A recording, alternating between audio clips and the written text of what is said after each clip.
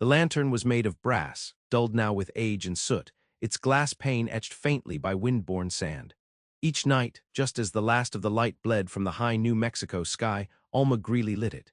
She'd kneel by the worn wooden table near the front window, strike a match with practiced care, and touch its flame to the wick. It was the only thing she allowed herself to do with reverence anymore. The cabin sat alone at the edge of the high desert, where juniper and mesquite gave way to rock and heat.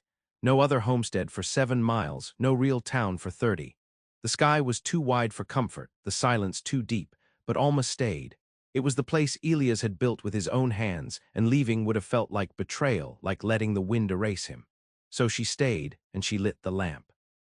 The neighbors, what few there were, whispered she was touched. That lighting a beacon in the dark each night could only mean a broken mind or a heart stubbornly waiting for a ghost. But they didn't see the way she looked at the flame, how her jaw tightened, how her fingers lingered just a moment too long on the matchbox. They didn't know she wasn't hoping to bring anyone back. It was something simpler. The light told her she hadn't disappeared. 2 winters had passed since Elias rode out to fetch medicine from a town downriver and never came back. She waited through the first snowfall, then the thaw. Sheriff found his horse a week later, saddle stained and empty. No body, only the rifle, bent strangely at the barrel.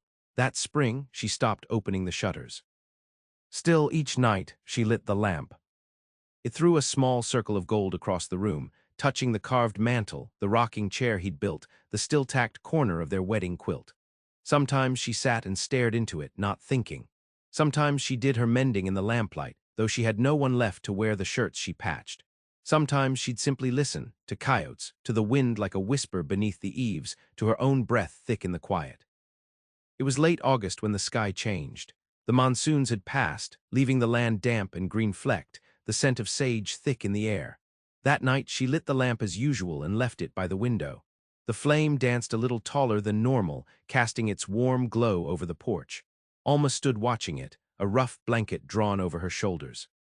She thought she heard something, a sound too steady to be wind, too soft for hooves. She held her breath. Again closer. The gravel shifted beneath someone's weight. Her hand slipped to the shotgun beside the door, but she didn't lift it. She waited. The knock was gentle, not the kind that demanded entrance, but the kind that asked permission. She opened the door slowly. A man stood there, dust-caked and travel-worn, his hat in his hand. He didn't speak at first. His eyes were dark, rimmed with fatigue. A pale scar ran down his left cheek, catching the light. "I saw the lamp," he said. His voice was low, not rough like a drifter, but careful, deliberate. "Didn't reckon anyone still kept fire burning out here." Alma stared at him. His boots were cracked. His coat was torn at the shoulder. He wasn't young, but he hadn't yet lost the sharpness in his bones. "You're bleeding," she said. "Some." She stepped back without another word. The man hesitated. Then, as if something unspoken had passed between them, he crossed the threshold. He didn't look like Elias, not at all. Elias had been golden-haired and broad, full of laughter that cracked the silence. This man was quiet, tired. He held his pain in his body like something long practiced. Still, as he entered, the flame in the lamp fluttered and stretched, reaching a little farther into the corners of the room. Alma noticed. She closed the door behind him. He sat at the edge of the table, shoulders hunched, one hand braced on the wood like it might shift beneath him. Alma set down a basin, filled it with well water gone cool in the night air, and placed a clean cloth beside it. She said nothing as she worked, cut away the torn sleeve, cleaned the wound with calm precision. It wasn't deep, but it was angry, edged with dirt and old blood. He didn't flinch, just watched her, eyes tracking the movement of her hands. "Bullet?" she asked. "Fence post," he replied. "Didn't see it till I hit it." She glanced up. He wasn't lying, but he wasn't telling the whole of it either. She'd seen the kind of rip a bullet made. This was cleaner, controlled. Still, she nodded and stitched the skin closed with small, tight loops.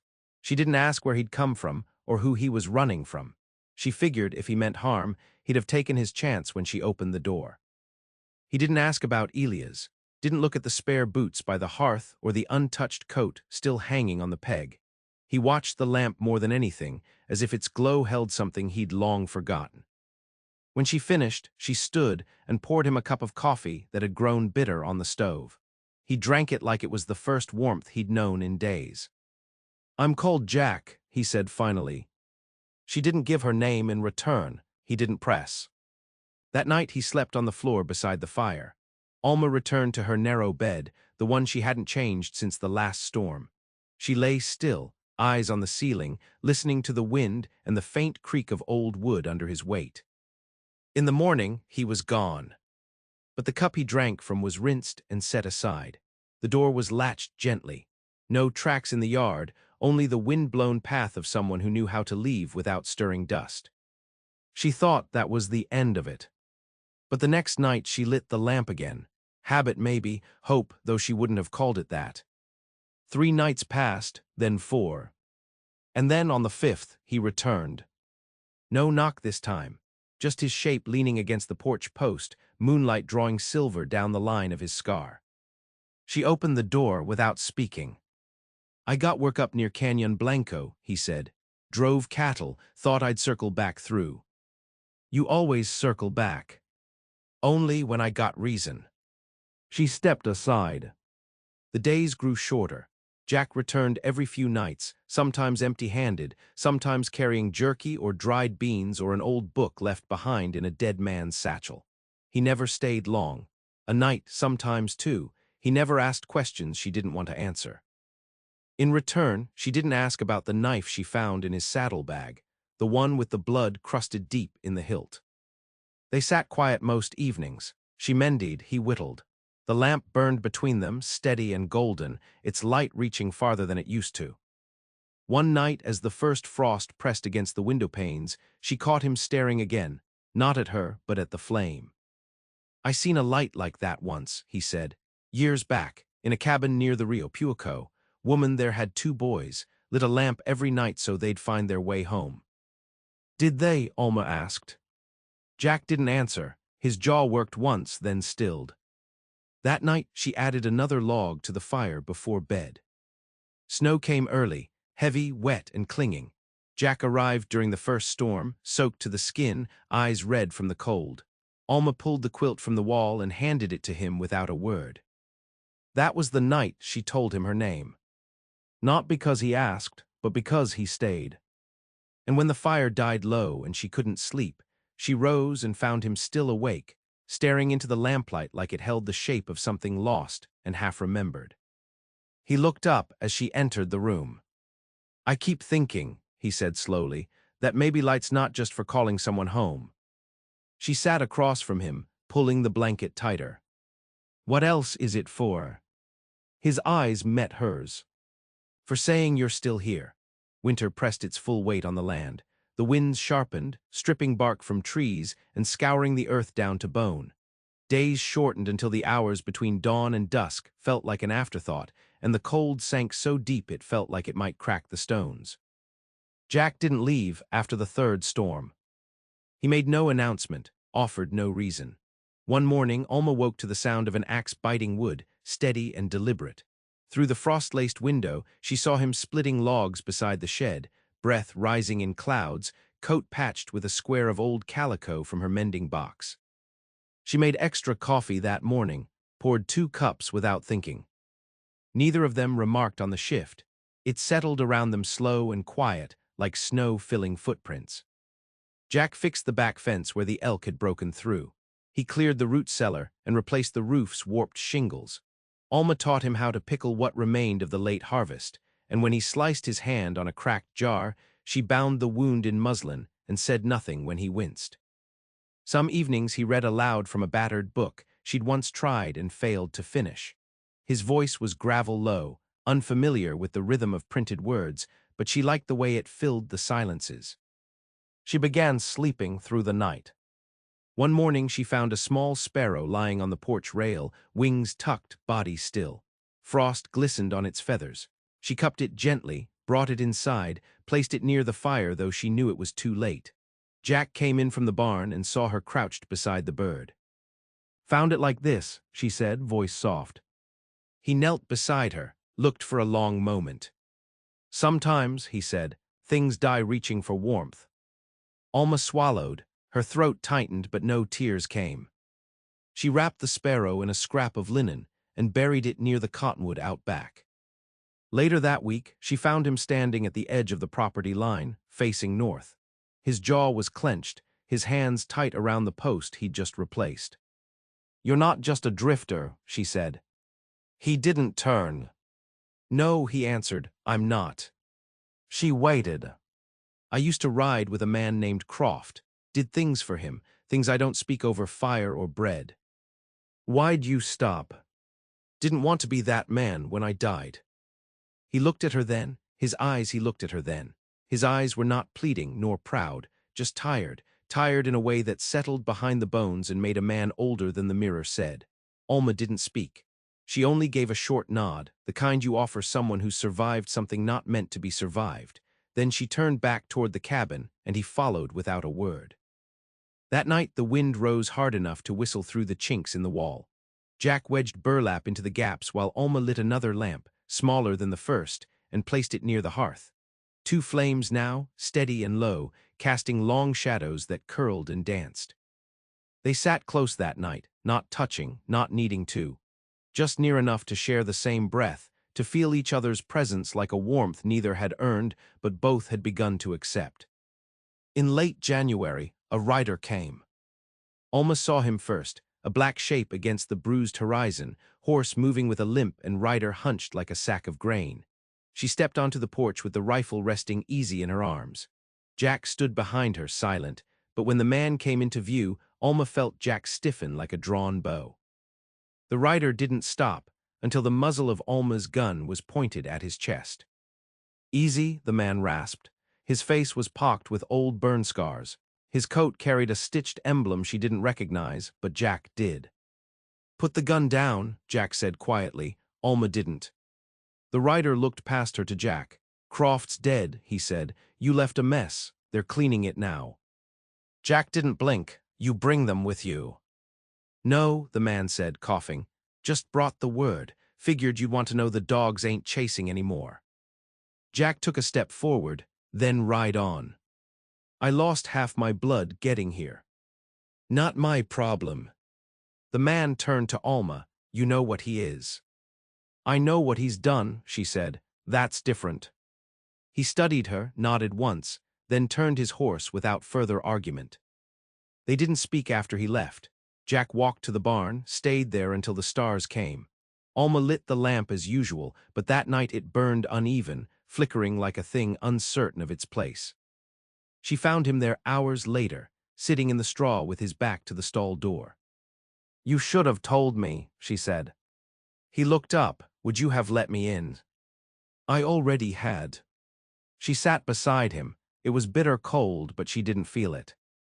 "I've done things, Alma, not mistakes, choices. Men are dead who shouldn't be. Women buried what I brought home."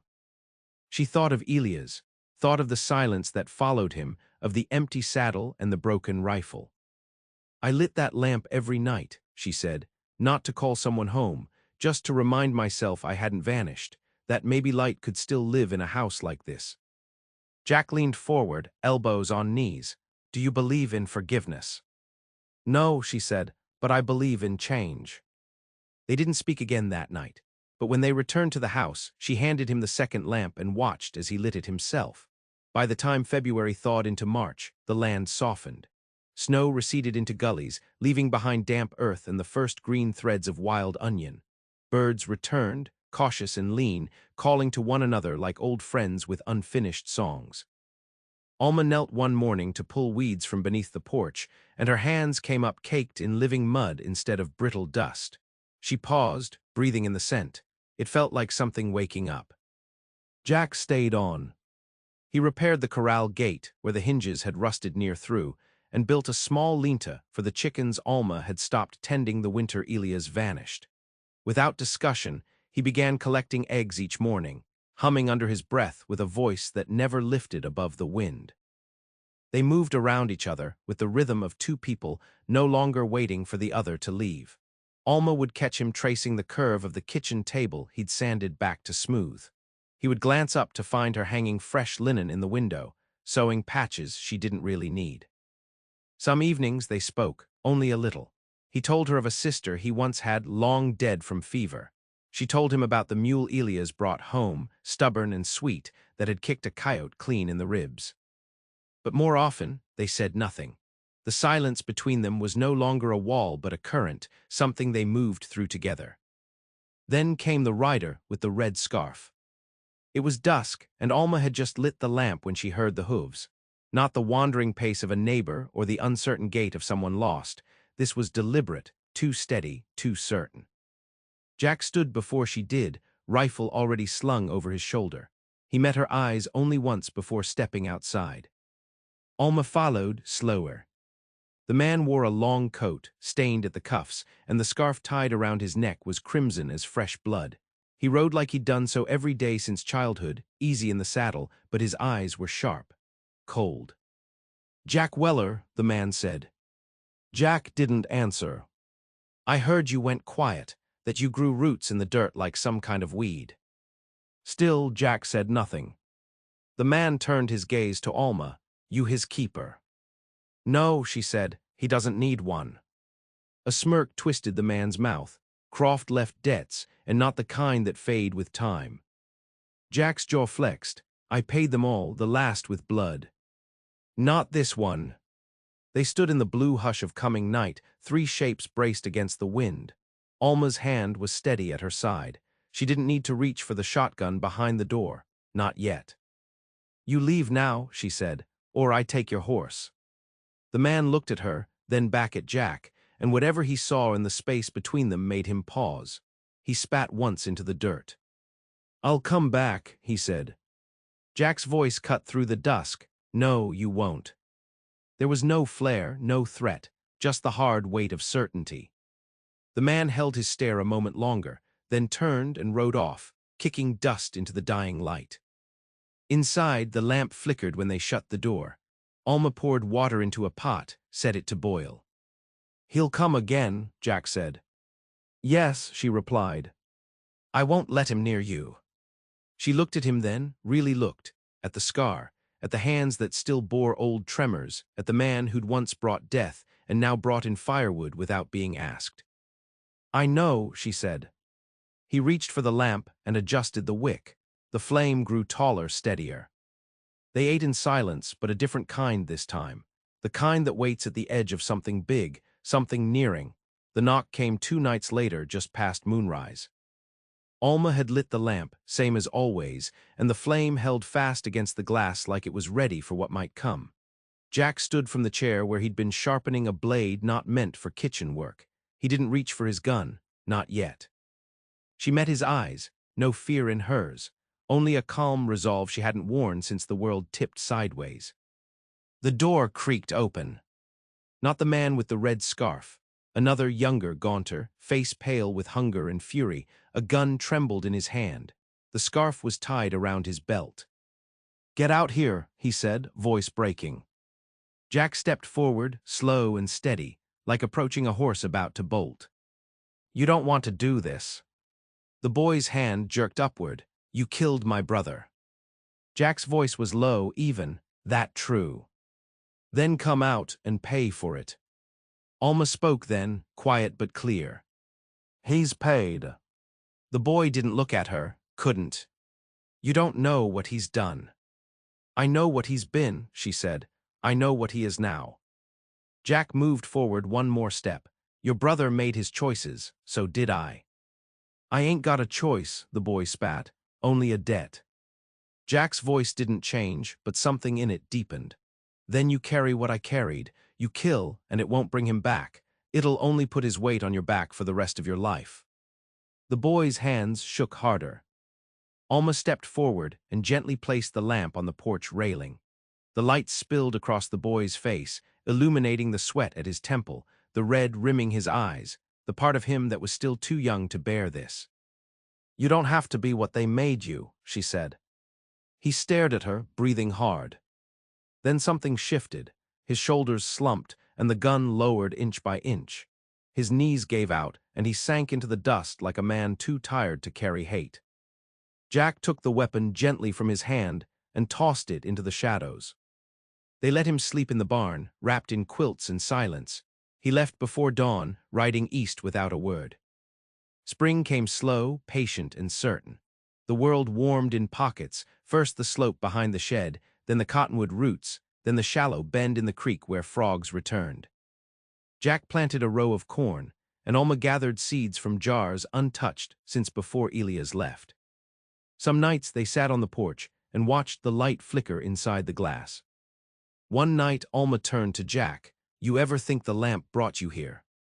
Jack considered that, eyes tracing the dark horizon. Maybe, or maybe it just reminded me there was still a place to go. Alma reached over and adjusted the wick. The light brightened, casting gold across their joined shadows on the floorboards. She didn't light it to wait anymore. She lit it because they were still here. And because some flames weren't meant to die.